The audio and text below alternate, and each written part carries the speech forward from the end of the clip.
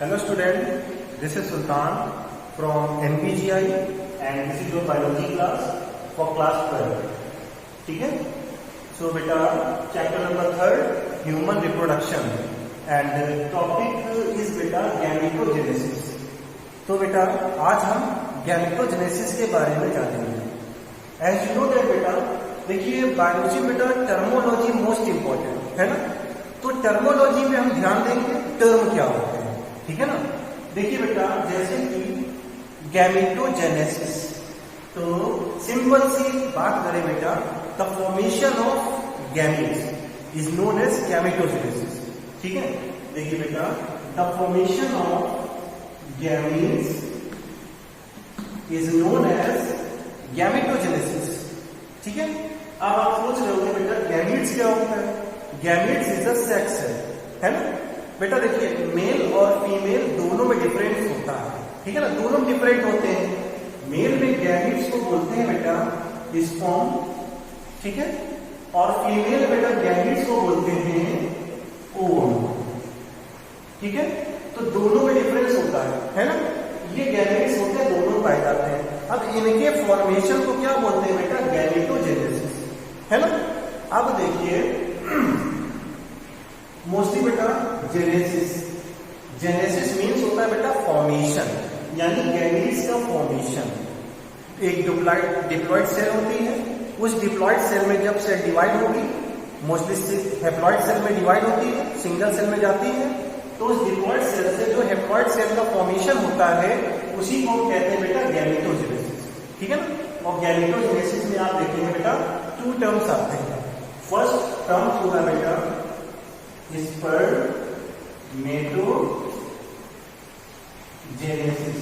First term होगा बेटा हमारा फर्स्ट पार्ट होगा स्पर्मेटोजेनेसिस एंड पार्ट नंबर 2 होगा बेटा oogenesis.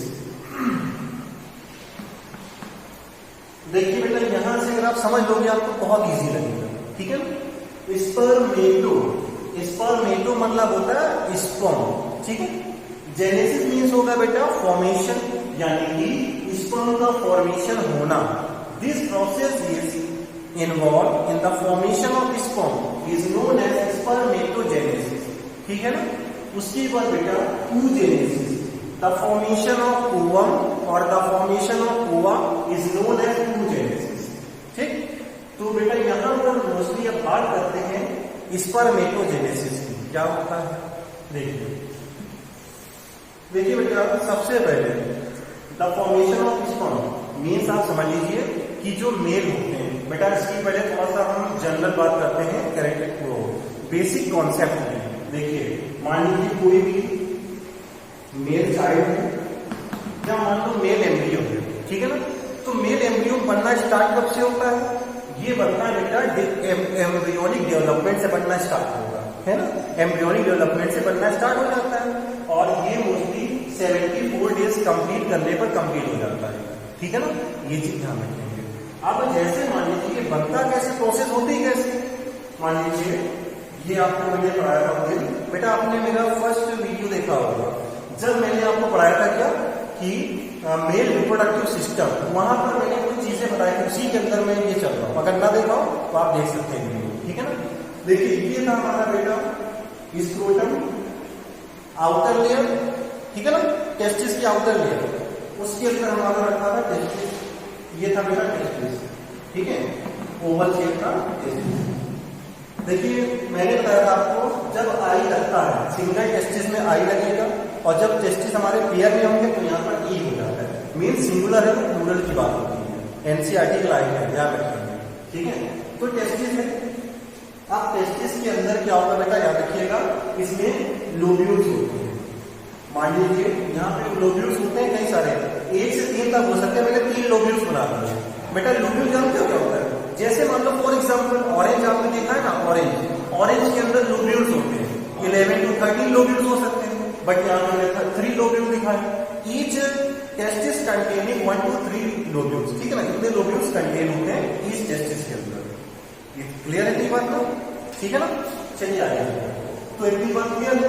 अब देखिए बेटा जो लोब्यूल्स होता है, इस लोब्यूल में क्या होगा, एक यहां से निकल कर जाएगा आपका ट्यूब ऐसा जाता है। ये ट्यूब काफी लंबा होता है, लेकिन मैंने यहाँ पे शॉर्ट बनाया हुआ है। ये ट्यूब जो होता है बेटा, इस ट्यूब को कहते हैं सेमिनिफेरस ट्यूब्यूल बोलते हैं। या आप ये समझ लो कि आप ऐसे समझो, ये लोब्यूल्स हैं और लोब्यूल्स के बाद ये लोब्यूल्स पता है कंपार्टमेंट में डिवाइड होगा। टेस्टिस के अंदर कंपार्टमेंट होते हैं और एक टेस्टिस में ईच टेस्टिस कंटेनिंग 250 कंपार्टमेंट। ये बात मैं यहाँ लिख रहा हूँ, 250 कंपार्टमेंट। कितने कंपार्टमेंट होते हैं और उन कंपार्टमेंट में ट्यूब लाइक स्ट्रक्चर होता है। उस ट्यूब को क्या बोलते हैं बेटा, उसको सेमिनिफेरस ट्यूब्यूल बोलते हैं। अब सेमिनिफेरस ट्यूब्यूल को यहाँ पे हमने क्या करा है, एक सेक्शन कट करके दिखाया हुआ है अकॉर्डिंग टू एनसीईआरटी। चलिए यहाँ पे ड्रॉ करते हैं, देख लीजिए ये सेक्शन कट किया सेमिनिफेरस ट्यूब्यूल का। तो सेमिनिफेरस ट्यूब्यूल में हमें दो तरह की सेल दिखाई दी। सबसे पहले बेटा एक सेल जो थी वो जेएन सेल, काफी बड़ी सेल है ना, ऐसे लगी होती है। लार्ज सेल होती है ना, इस तरह लगी होती है। ये सेल होती है, ये सेल की बड़ी होती है ना। और इन सेल को हम क्या बोलते हैं बेटा, जो स्पर्म को क्या करता है, क्योंकि फॉर्मेशन ऑफ स्पर्म चल रहा है, ये स्पर्म को नरिशमेंट प्रोवाइड करता है, ठीक है ना। इस सेल को क्या बोलेंगे, इस सेल को बेटा हम लोग कहते हैं मदर सेल भी कह सकते हो, सिंपल लैंग्वेज में मदर सेल। मदर सेल तो सिंपल बोला, लेकिन साइंस में क्या बोलेंगे, सर्टुली सेल। रिमेंबर स्टूडेंट, और सर्टुली सेल। और ये सेल क्या करती है बेटा, ये सेल इसको नरिशमेंट प्रोवाइड करती है, ठीक है ना। और जब सर्टुली सेल यहाँ नरिशमेंट प्रोवाइड कर रही है तो उसके बाद क्या होगा, अभी हमको स्पर्म देखना कैसे बनेगा, है ना। ये तो हमने जॉइंट सेल की बात करी, लार्ज सेल की, उसमें स्मॉल सेल भी हमको दिखेगी। स्मॉल सेल क्या होती है बेटा, यहीं पे लगी होती है इस तरह से। ये स्मॉल सेल से बना है, स्टूडेंट देखिएगा, ये स्मॉल सेल बनी है, ठीक है ना, ये लगी हुई है। अब ये जो स्मॉल वाली सेल थी, इसको हमने नाम क्या दे दिया बेटा, spermatogonium cell. Spermatogonium cell. Student ये जो स्पर्मेटोगोनियम सेल होती है ना बेटा, ये क्या करती है, एक्चुअल में फॉर्मेशन ऑफ स्पर्म यहीं से होगा, ठीक है ना। यहां से स्पर्म का फॉर्मेशन होगा और सर्टुली सेल क्या करेगी, उस स्पर्म को न्यूट्रिशन प्रोवाइड करेगी, ठीक है ना। अब देखिए ये तो स्पर्मेटोगोनियम सेल बन गई है, ठीक। आपने पढ़ा बेटा सेल डिवीजन पढ़ा स्टैंडर्ड 11 पे, याद करिएगा। अगर ना पढ़ो तो आप देख लीजिएगा एक बार। देखिए यहाँ पर माइटोसिस मियोसिस की बात करते हैं। देखिए फर्स्ट ऑफ ऑल माइटोसिस, बेटा सबसे पहले माइटोसिस डिवीजन होता है। माइटोसिस में क्या होता है, diploid body to haploid body change हो जाती है, ठीक है ना। तो यहाँ पर क्या होगा, यहाँ पर पहले माइटोसिस होगा। तो माइटोसिस में मान लो ये ट्यूबेल था, है ना। अब माइटोसिस से क्या होगा, ये हैप्लॉइड बॉडी में चेंज होगा। तो एक यहाँ बनेगा, एक यहाँ बनेगा, इसको एल बोलते हैं, इसको एल बोलते हैं, तो इस तरह बन जाएगा। अब आप देखोगे ये जो स्पर्मेटोगोनियम सेल थी, यहाँ पर देखिए इस तरह से 1 2 3 ऐसे कई सारी सेल फॉर्म हो जाती है इस तरह, ठीक है। याद रखिएगा ये सेल एक्चुअल में यहाँ पर लगी होगी। ये जो नई सेल बनी बेटा, ये कहाँ पे लगी होगी, इस तरह से इसमें थोड़ा सा अटैच होती है, क्योंकि एनसीईआरटी लाइन क्या बोल रही है, it is embedded form into the Sertoli cell. Sertoli cell के साथ लगी हुई है, क्यों, क्योंकि नरिशमेंट सेल है, नरिशमेंट प्रोवाइड कर रही है ना, तो नरिशमेंट यहाँ से मिल रहा है, यहाँ से लगी होगी। अब उसके बाद क्या होगा, अभी हमने माइटोसिस देखा है। अब इन सेल में क्या होगा, ये सेल बहुत सारी बन रही है। मान लीजिए मेरी बॉडी है ना, मेरी बॉडी में क्या होगा, पहले माइटोसिस होगा। माइटोसिस एक सेल से कई सारी सेल बनी, उसके बाद फिर क्या होगा, माइटोसिस होने के बाद फिर मियोसिस होता है। तो यहाँ पहले माइटोसिस हुआ, अब मियोसिस होगा। मियोसिस दो टाइप का होगा, देखिएगा बेटा, ये है मियोसिस, ठीक है। मियोसिस फर्स्ट होगा यानी मियोसिस 1, उसके बाद हम बात करेंगे मियोसिस 2, मियोसिस सेकेंड हो जाएगा, ठीक है ना। अब देखिएगा जब बेटा यहाँ पे मियोसिस होता है, इसको रिडक्शन सेल बोलते हैं। तो जो नंबर ऑफ क्रोमोसोम था वो क्या होगा, 23, यानी कि 23 इक्वल डिवाइड में आ जाता है। एनसीईआरटी लाइन है बेटा, याद रखिएगा, ठीक है ना। तो मियोसिस यहाँ पर फर्स्ट था।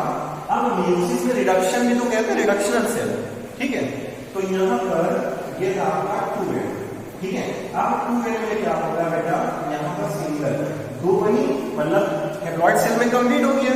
अब उसके बाद देखो जब मियोसिस 2 आती है तो यहाँ पर भी 2 बनेगा और यहाँ पर भी 2 बन जाता है। देखिए ऐसे कंडीशन चलती है। ये एनसीईआरटी का डायग्राम है बेटा। देखिए मियोसिस 1 में क्या होगा, diploid body are change into the diploid body, ठीक है। एंड फिर उसके बाद जब हेप्लॉइड सेल बन जाती है तो एक हेप्लॉइड से 2 हेप्लॉइड फिर बनती है, सिंगल हेप्लॉइड से फिर 2 हेप्लॉइड बनती है, तो 1 से 2, 2 से 4 बनती है। याद रखिएगा लास्ट में 4 सेल बनती है बेटा, इसको कहते हैं मियोसिस प्रोसेस, ठीक है। इतनी बात समझ में। अब एक क्वेश्चन आता है कि इस पर मेटोगोनियम सेल में पहले मियोसिस क्यों नहीं हुआ? बेटा अगर मियोसिस पहले करा देते तो हमारे सेल डेड हो, पूरी सेल हमारी खत्म हो जाए, डिस्ट्रॉय हो जाए, है ना। तो पहले माइटोसिस फिर मियोसिस, याद रखिएगा माइटोसिस पहले आएगा फिर मियोसिस आता है, ठीक है। अब देखिए, ठीक है ना बेटा। अब आगे देखिए आगे क्या होता है, इतनी चीज आपको क्लियर हो गई है। तो अब यहाँ पर देखिए स्पर्म, देखिए ये सेल थी, यहाँ से स्पर्म बनना स्टार्ट होगा, लेकिन स्पर्म बनने के लिए एक चीज और याद रखिएगा, आपको बता दूं मैं स्टूडेंट। देखिए अक्सर बेटा पूछा जाता है आपकी सीएससी बोर्ड में कि हार्मोनल रेगुलेशन क्या होता है, हार्मोनल कंट्रोल, है ना, हार्मोनल कंट्रोल या हार्मोनल रेगुलेशन भी कह सकते हो मेल में। तो सबसे पहले देखिए प्रोसेस होती कब है। मान लीजिए कोई मेल है, मेल बॉय है ना, आप जानते हो मेल बॉय में प्यूबर्टी आती है, ठीक है। देखिए बेटा प्यूबर्टी कब आती है, 13 to 16 ईयर्स में आती है, आपको पता है ना। देखिए कहीं कहीं बुक में 11 to 13, लेकिन वो चीज सही नहीं। आप 13 भी मान सकते हो, एग्जैक्ट नहीं मैं बोल रहा हूँ, 13 to 16 बोल रहा हूँ, ठीक है। इतनी में प्यूबर्टी आ जाएगी। अब जब प्यूबर्टी आएगी तो यहाँ से बेटा एक हार्मोन सीक्रेट होता है, याद रखिए हार्मोन सीक्रेट होता है।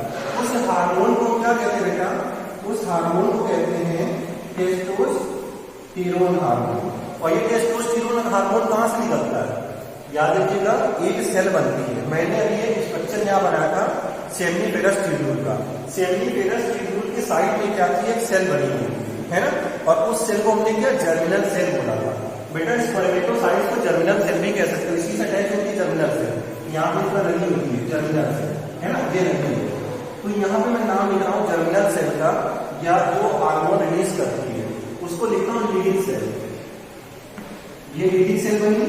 अब लीडिंग सेल क्या करेगी, हार्मोन टेस्टोस्टेरोन निकाला।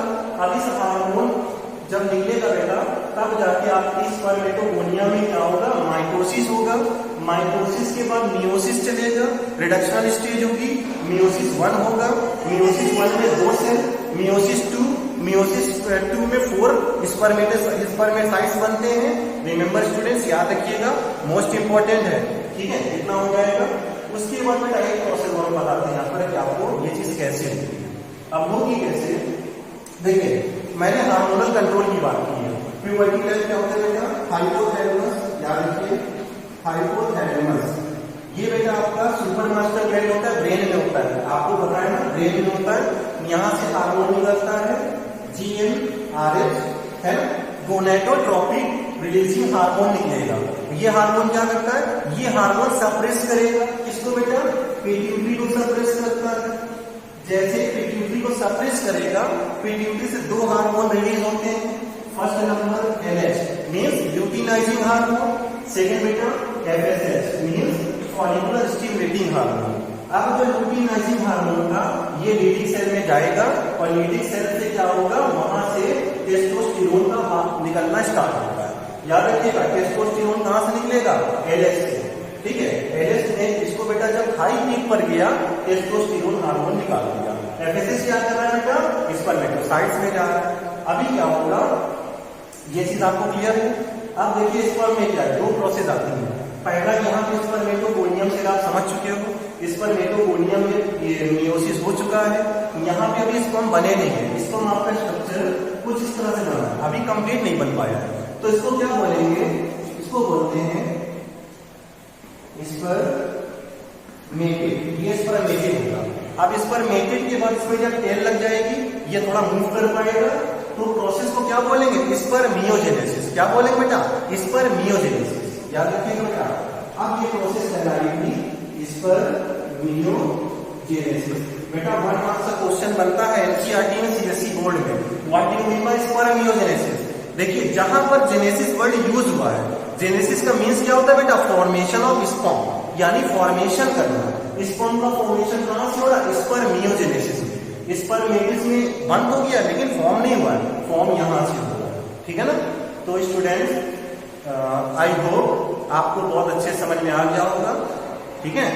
और in next class we discuss about the new topic. So thank you students.